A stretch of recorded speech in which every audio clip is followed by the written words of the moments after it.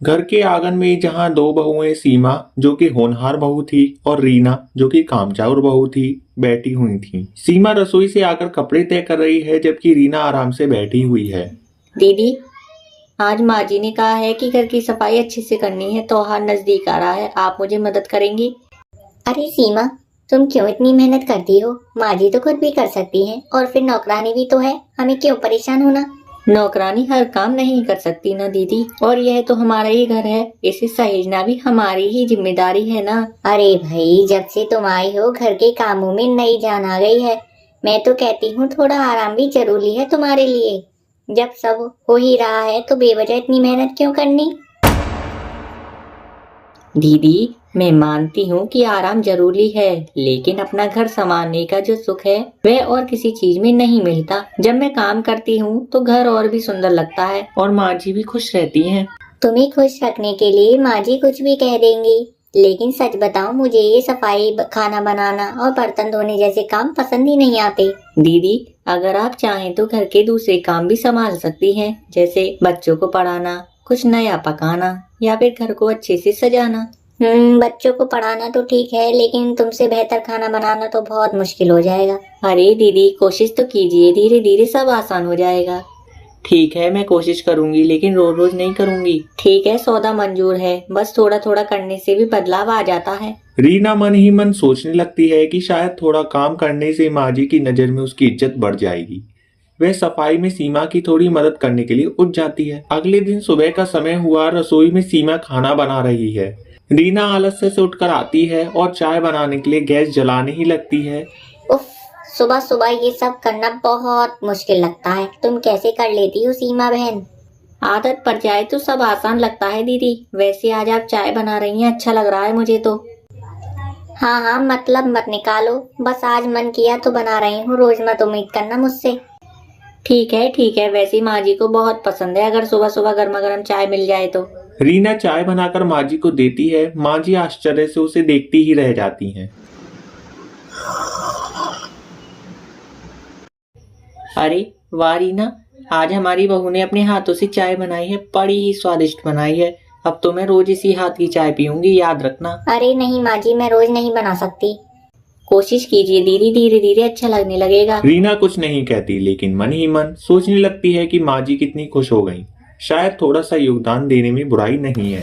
दूसरे दिन रीना घर के कामों में थोड़ा और हाथ बटाने लगती है। वह सफाई में सीमा की मदद करती है और बच्चों के लिए शाम को कुछ नाश्ता बनाती है। माँ जी और परिवार के अन्य लोग रीना के इस बदलाव को देखकर प्रसन्न हो जाते हैं। एक दिन माँ जी रीना और सीमा को अपने पास बुलाती हैं।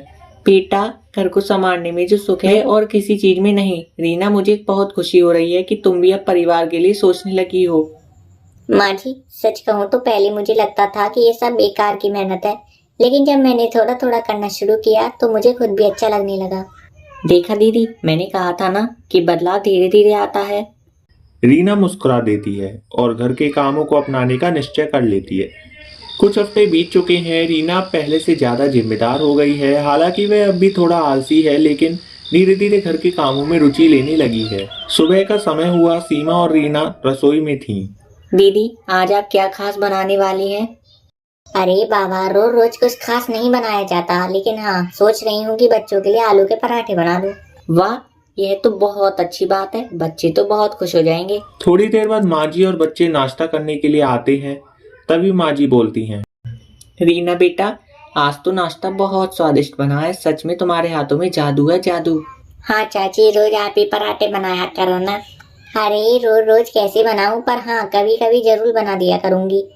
सीमा और माँ जी एक दूसरे की ओर देखकर मुस्कुराती हैं।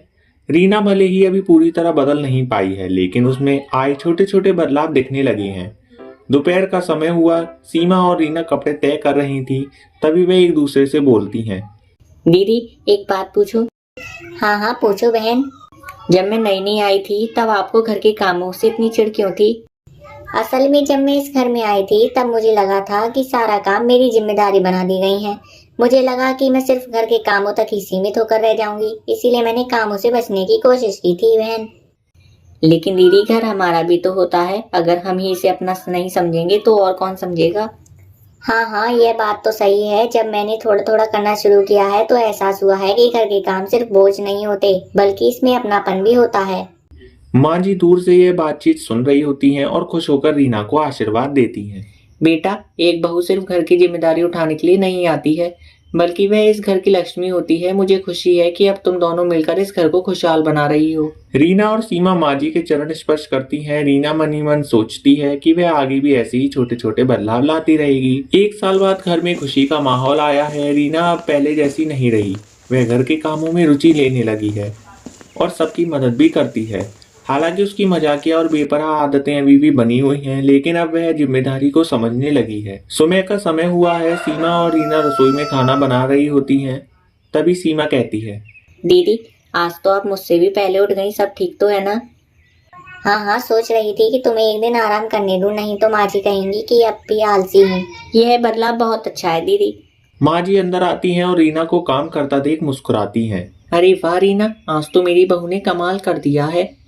माँ जी, अब तो आदत हो गई है। सच कहूँ, पहले मैं सोचती थी कि घर के काम करना सिर्फ सास बहू की मजबूरी होती है, लेकिन अब समझ आया है कि जब हम मिलकर काम करते हैं तो घर सच में स्वर्ग बन जाता है। यह हुई ना बात, जब अपने घर को हम खुद संवारते हैं तब उसका असली सुख मिलता है। उसी दिन दोपहर में घर में मेहमान आते हैं। रीना और सीमा मिलकर पूरे घर की व्यवस्था संभालती हैं। मेहमान रीना की तारीफ करते हैं। अरे रीना, पहले तो तुम काम करने से कतराती थी और अब देखो सब कुछ कितनी अच्छी तरह संभाल रही हो। हाँ भाभी, पहले मैं काम को बहुत समझती थी, लेकिन अब इसे प्यार से करने लगी हूँ। सही कहा, जब हम घर को अपने परिवार की तरह अपनाते हैं तब हमें भी खुशी मिलती है। शाम को रीना माँ जी के पास आकर बैठती है। माँ जी, मैं आज सच में बहुत खुश हूँ। जब सबने मेरी तारीफ की तो मुझे एहसास हुआ है कि मैंने खुद को भी बदल लिया है। बेटा, असली खुशी दूसरों की सेवा और घर को अपना बनाने में ही है। मुझे तुझ पर पूरा गर्व है। तभी सीमा रीना के पास आकर बैठती है।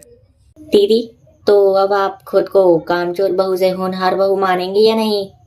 हाँ हाँ, मैं भी होनहार बहू क्लब में शामिल हो गई हूँ।